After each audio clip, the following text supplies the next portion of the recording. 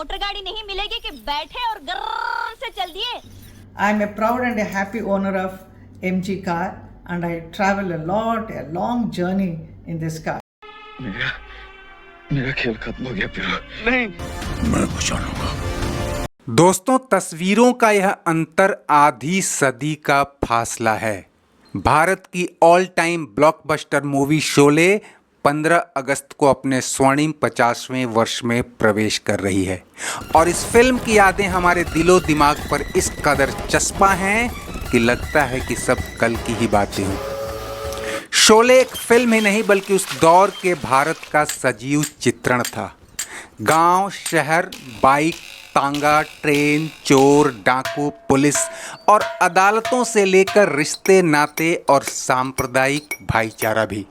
वसूलों की जंग थी तो जुबान की कीमत भी।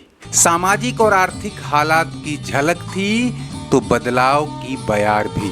आज इस वीडियो में हम शोले के चश्मे से बदलते भारत की तस्वीरें देखेंगे, या यूं कहें कि 50 साल पहले और अब के भारत में कितना अंतर आ चुका है। शुरुआत करते हैं शोले के सबसे एक्साइटिंग यानी ट्रेन रॉबरी सीन से। यह मालगाड़ी उस वक्त single line metre gauge rail व्यवस्था को दर्शाती है। तब ज्यादातर ट्रेनें मीटर गेज स्टीम इंजन से खींची जाती थीं। 50 सालों में भारत BLW डीजल लोकोमोटिव से होते हुए high powered electric WAG locomotives तक पहुंचा और अब 12,000 हॉर्स पावर वाले दुनिया के सबसे शक्तिशाली मालवाहक इंजन भारत में ही बनने लगे हैं।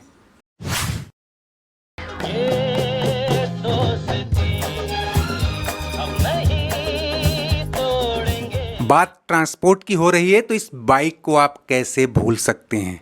जय वीरू की BSA बाइक तब लाइमलाइट में थी। BSA का मतलब होता है बर्मिंघम स्मॉल आर्म्स, जो एक ब्रिटिश बाइक कंपनी थी और साल 2021 में महिंद्रा एंड महिंद्रा ने ये ब्रांड खरीद लिया। 50 साल में भारत में BSA से लेकर हीरो होंडा, TVS, बजाज और कई अन्य कंपनियों की बाइक्स आईं और गईं, और बुलेट के तो कहने ही क्या। लेकिन आपको जानकर हैरानी होगी कि BSA की तरह रॉयल इनफील्ड मोटर्स भी ब्रिटिश कंपनी थी और इसको भी भारतीयों ने खरीद लिया।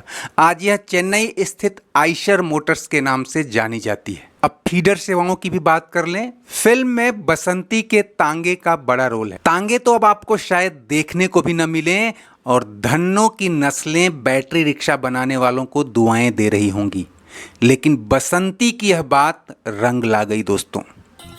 धन्नो घोड़ी होकर तांगा खेल सकती है तो बसंती लड़की होकर तांगा क्यों नहीं चला सकती है? बोलो। आज कोई भी सेक्टर नहीं जहां महिलाएं फ्रंट सीट पर नहीं हैं। रेलवे लोको ड्राइवर से लेकर तेजस विमान की पायलट तक। 50 सालों में जेंडर इक्वेलिटी ने काफी तरक्की की है दोस्तों।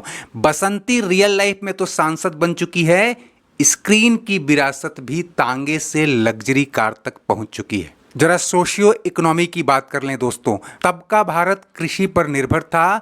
इकोनॉमी में सबसे ज्यादा योगदान इसी का था। मैं पुलिस की नौकरी सिर्फ पैसों के लिए नहीं करता, उसके लिए तो मेरे पुरखों की खेती बाड़ी ही काफी है। जो जमींदार थे वो भी और जिनके पास जमीन नहीं थी वो भी खेती को लेकर बड़े पैशनेट थे। अब पैसे वैसे मिल जाएं, इसी गांव में थोड़ी सी जमीन ले लेंगे, अपने घर बनाएंगे और खेती बाड़ी करेंगे। पर यार, हल वल तो अपने को चलाना नहीं आता, खेती कैसे होगी? बुराई ने बंदूक चलाना सिखा दी थी, नेकी हल चलाना सिखा दी। हल बैल वाली खेती ट्रैक्टर से लेकर ड्रोन स्प्रे तक जा पहुंची है, लेकिन छोटे किसान के लिए यह पेट भरने का जरिया मात्र है। शोले के समय देश में गेहूं उत्पादन बहुत कम था, ऐसा आंकड़े भी कहते हैं। और शोले के इस सीन से आप ज्वार और गेहूं का स्टेटस खुद चेक कर लीजिए। आओ आओ शंकर, क्या लाए हो? मालिक, ज्वार लाया हूँ। जिस दिन एक गोली उतर गई खोपड़ी में, जितना भेजा है सब बाहर निकल आएगा। क्या लाए हो धोलिया? क्यों है मालिक? ठीक है। दोस्तों, आपकी जानकारी के लिए बता दें कि 70 के दशक में ही भारत में ग्रीन रिवॉल्यूशन शुरू हुआ था, जिससे आगे चलकर देश में गेहूं का उत्पादन 10 गुना तक बढ़ गया। बेरोजगारी तब भी एक टेंशन थी। कमाता कितना? लड़कों को नौकरी में खपाने और काम धंधे वाला लड़का पाने की ललक सब में थी। तो क्या अभी कुछ भी नहीं कमाता? अब तक मेरे दामन से बंधे बैठे रहोगे और फिर ऐसी नौकरी रोज रोज नहीं मिलती है भाई। बच्चों शिक्षा का स्तर या लिटरेसी रेट तब क्या था, इससे जानिए कि प्रौढ़ पीढ़ी चिट्ठियां पढ़वाने के लिए भी दूसरों पर निर्भर थी। ये खत है आपका, लीजिए। जबलपुर से ही आया होगा। अरे गुलजारी लाल जरा पढ़ भी देते। जी, पढ़े देते। तब भारत की लिटरेसी रेट 40% थी, जो अब डबल यानी करीब 80% हो चली है। बिजली पानी सड़क की भी बात कर लें दोस्तों, रामगढ़ के सबसे संपन्न यानी ठाकुर साहब के घर भी लालटेन जलती थी, यानी इलेक्ट्रिसिटी कनेक्शन नहीं था।